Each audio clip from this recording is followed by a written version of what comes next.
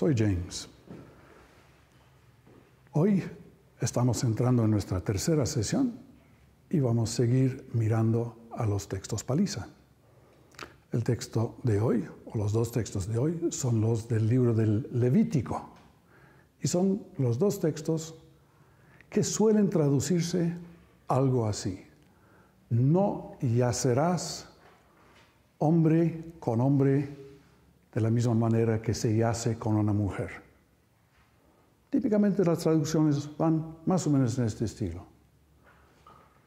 Yacer, un poco antiguo, no te acostarás con un hombre como te acostarías con una mujer. Y con estas traducciones se dice, ya ves, la Biblia dice, está prohibida la homosexualidad. Pues, tranquilo. Primero, una cosa muy extraña, muy importante. Para los cristianos, estos textos de Levítico no son complicados. ¿Por qué? Estos textos forman parte del código de santidad del pueblo de Israel. Contiene toda una serie de cosas que fueron prohibidas a Israel para que fuera más santo que las naciones, o sea, para que tuviera una santidad comparada con las naciones de alrededor. Pues bien,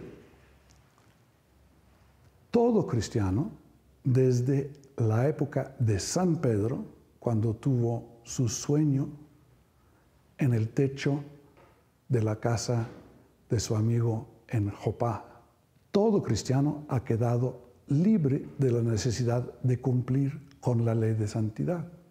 San Pedro tuvo su sueño, donde fueron bajados a él en un lienzo toda una serie de bichos raros, y él fue instruido, él escuchó las palabras, toma y come estos. Y él dice, no, Señor, jamás iría a comer algo impuro o profano. Y luego la voz le dice, lo que yo llamo limpio o lo que yo llamo puro, usted no llame impuro o profano. Y durante las horas siguientes a aquel intercambio, San Pedro va cayendo en la cuenta de que después de la muerte y resurrección de Jesús no tiene ningún sentido obligar a los gentiles, o sea, la gente de las naciones, a seguir el reglamento de la santidad reservada al pueblo de los judíos. Entonces él entra en la casa de los gentiles, percibe que el Espíritu Santo cae sobre ellos y les manda bautizar sin que tengan que entrar a obedecer la ley de Moisés. Ojo, desde aquel momento, todo cristiano que es hijo de la gentilidad, o sea, que no es de familia judía, está libre de la ley de santidad. Y es por eso, por ejemplo, que los cristianos no tienen problema en comer puerco, cosa prohibida en el libro de Levítico, o camarones, cosa prohibida en el libro de Levítico, o a vestirse con ropa que es mezclilla, por ejemplo, de poliéster y algodón, cosa prohibida en el libro de Levítico. O sea, de cualquier forma, sea lo que fuere el sentido exacto de este texto de Levítico, hay una cosa que es muy importante. No obliga a ningún cristiano nacido de la gentilidad. Este texto es un problema principalmente para judíos ortodoxos LGBT. Y mi gran amigo, el rabino Steve Greenberg, el primer rabino ortodoxo abiertamente gay, ha hecho muy buenas lecturas como rabino judío de este texto. Pero para nosotros los cristianos, el asunto es interesante, pero no tiene por qué quedar como una espada sobre nuestra cabeza, porque junto con toda la legislación sobre la santidad, fuimos absueltos de ello. Bueno, ahora al texto mismo. ¿Qué es lo que dice? Las traducciones típicas dicen como dije al comienzo, no yacerás varón, con los yacimientos, con las maneras de acostarse de los varones con la mujer. Y con eso dicen, ya pues se ve muy claramente que lo que está criticando es la homosexualidad. Pero el texto es más bien extraño, porque no dice esto. Lo que dice literalmente es, no te acostarás con un varón los yacimientos de una mujer. Es todo. No te acostarás con un varón los yacimientos de una mujer. Una frase muy extraña. Existe en buen hebreo una manera de decir no te acostarás con un varón como la manera en que los varones se acuestan con las mujeres. Existe esto. No es por falta de vocabulario o falta de preposiciones. O sea, si quisieran decir lo que los traductores están diciendo, hay maneras de decirlo en hebraico.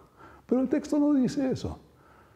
No te acostarás con varón los yacimientos de una mujer, o los yacimientos de mujer, o los lechos de mujer. Muy curioso. Han habido diferentes interpretaciones a lo largo de los siglos. Y ahora se van concentrando en dos tipos de interpretación que son los que más o menos tienen sentido. El primer es por haberse dado cuenta del resto del capítulo en que viene el tal versículo. Y si ustedes leen el link abajo, ustedes podrán ver el texto tanto de Levítico 18 como del Levítico 20, donde aparecen dos veces el mismo texto, o casi exactamente el mismo texto. Ambos capítulos comienzan con la instrucción general de que no hay que hacer estas cosas porque hay que ser diferentes a las cosas que hacían los pueblos de alrededor, de los cananeos, los amoritas y todo eso. O sea, era una manera de no hacer como hacían ellos. Y por eso había bastante gente que ha interpretado esto como no hay que seguir las prácticas de prostitución sagrada.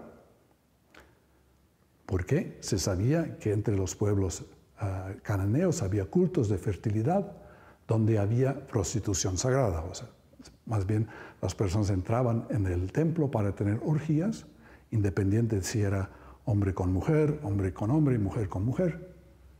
Y había prostitutos y prostitutas que se prestaban a eso. Todo esto era para intentar cogiendo mucho, intentar de convencer a los dioses que fuesen más fértiles con la tierra.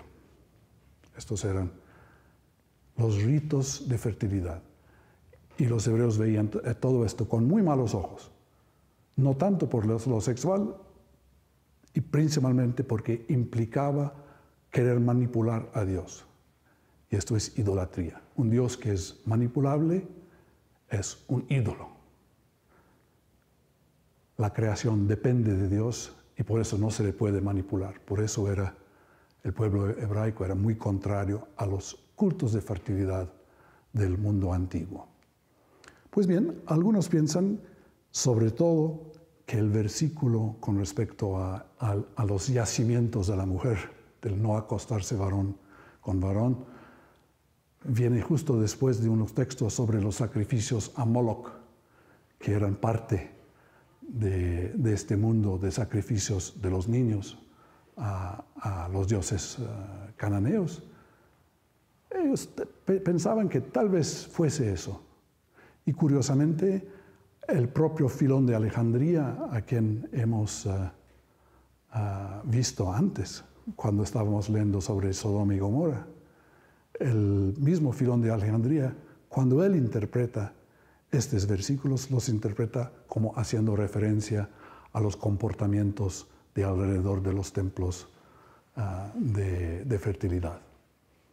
O sea, si quieren saber cómo lo interpretó un judío más o menos de la época de Jesús, lo interpretó como teniendo que ver con estos cultos un poco frenéticos y orgiásticos.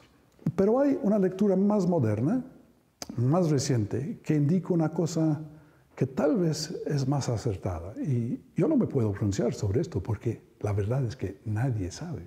Y estos lectores, que incluyen el famosísimo Jacob Milgrom, uno de los principales intérpretes del libro Levítico de las últimas décadas, han notado que casi todas las prohibiciones anteriores a esta prohibición tienen que ver con incesto.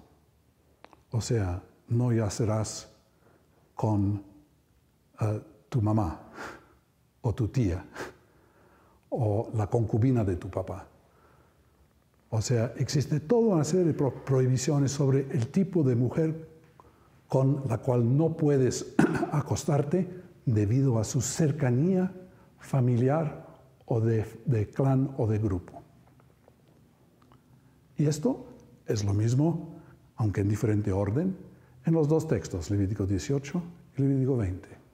Toda una serie de prohibiciones al incesto. Ahora, es posible que esta extraña frase, no yacerás con varón los yacimientos de una mujer, es sencillamente una manera de decir, entiéndase que lo mismo que en todos los versículos anteriores no se podía acostarse con cierto tipo de mujer, entiéndase también la versión varonil para exactamente la misma prohibición. O sea, no únicamente no puedes acostarte con tu tía, pero tampoco con tu tío, no con tu mamá, tampoco con tu papá, no con tu hermana y tampoco con tu hermano. O sería la manera de introducir la igualdad de género en las prohibiciones del incesto. O sea, habiendo escuchado todas esas cosas, tampoco hay que hacer todo esto con el equivalente varonil de todos estos miembros. Y todo esto tendría mucho más sentido, ya que es evidente que el texto tiene que ver con reforzar vínculos familiares y crear lo que es el espacio libre de rivalidad y de incesto para crear lo que es la imagen de la familia pura israelítica. Pues bien, estas son las dos sugerencias más recientes que se ha tenido en este caso. Como dije al principio, para nosotros los cristianos nacidos de la gentilidad, ese es un asunto académico. Es interesante, pero no nos aplica. ¿Por qué? Porque del código de santidad fuimos librados por San Pedro, el primer papa, el primer decreto infalible de un papa, que fue cuando abrió el cielo a los gentiles, permitiéndonos entrar sin necesidad de asumir la ley de Moisés. Esto es fundamental para los inicios del cristianismo y es muy extraño que hoy en día muchos predicadores que se dicen cristianos quieren traer de regreso la ley de Moisés como si fuese una parte vinculante de la fe cristiana, lo cual demuestra una falta de lectura del resto de la Biblia. Por eso les pregunto, una vez más, ¿duda razonable? Este texto, que nadie sabe muy bien exactamente lo que significa, puede ser justamente utilizado para castigar a gente LGBT moderna. Me parece a mí que hay más que una duda razonable al respecto. Gracias.